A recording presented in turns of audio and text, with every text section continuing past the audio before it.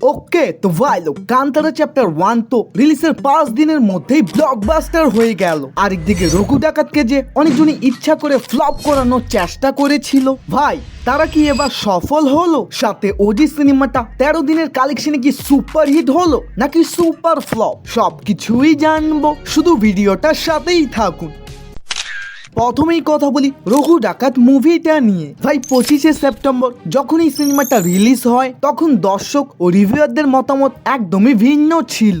একদিকে বাংলা রিভিউয়াররা এটাকে একটা অ্যাভারেজ মুভি বলে, তো অন্যদিকে থিয়েটার থেকে বের হওয়া দর্শক এটাকে আবার একদমই পজিটিভ রিভিউ দিচ্ছে। অ্যাট দ্য সেম টাইম কয়েকজন রিভিউয়াররা বলেছিল রঘু ডাকাতে তালি সিটি মারার মতো কোনো দৃশ্যই ছিল না। তবে হ্যাঁ, মেকাররা চেষ্টা করেছিল ওটাকে প্রপার বিল্ড আপ দেওয়া, কিন্তু ওটা ওয়ার্ক করেনি। ওয়েট শুনলে অবাক হবেন, তারই বন্ধু যখন এই সিনেমা রিভিউ করে সে আবার বলে সিনেমায় অসংখ্য হাততালি ও চিল্লানোর মতো দৃশ্য ছিল।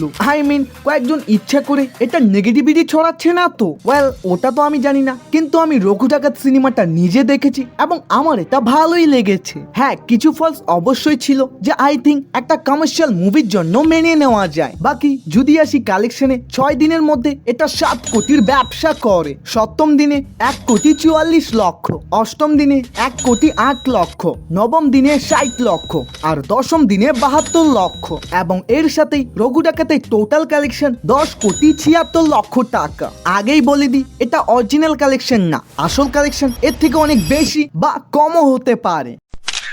এখন কথা বলি কান্তারা চ্যাপ্টার 1 মুভিটা নিয়ে। ভাই এই সিনেমাটা তো দর্শকদের পাগল বানিয়ে দিয়েছে। যেখানে যে কোনো সাউথ মুভি প্রথম দিন বিগেস্ট ওপেনিং নেয়, তবে তারপর ডে বাই ডে কালেকশন নিচে নামতে থাকে। বাট কান্তারা চ্যাপ্টার 1 এর উপর এরকম কোনো ইফেক্টই পড়েনি, because this is the real cinema. Second half চালু হওয়ার 10 থেকে 20 মিনিটের মধ্যেই আপনার মনে হবে বাপরে এটা কি দেখালো, আই থিঙ্ক এরপরে কি হবে ওটা নেক্সট পার্টে দেখাবে। কিন্তু না, এরপরে আরো একটা টুইস্ট দেন আপনি ভাবতে থাকবেন যে এর থেকে তো বড় কোনো টুইস্টই নেই, তবে আপনি আবারও ভুল। এরপর দেখিয়ে দেয় ক্লাইম্যাক্সের আসল টুইস্ট। যাক বাদ দিন, এখন আসি কালেকশনে। প্রথম দিন এটা ব্যবসা করেছিল 70 কোটি, দ্বিতীয় দিন 45 কোটি, তৃতীয় দিন 55 কোটি, তো চতুর্থ দিন ডাইরেক্ট 61 কোটি পার। এবং এর সাথেই টোটাল ইন্ডিয়া থেকেই নেট কালেকশন 223 কোটি, অল ইন্ডিয়া গ্রস 275 কোটি আর ওয়ার্ল্ড ওয়াইড 300 কোটি পার। মাত্র 4 দিনের মধ্যেই এটা ব্লকবাস্টার হয়ে গিয়েছে।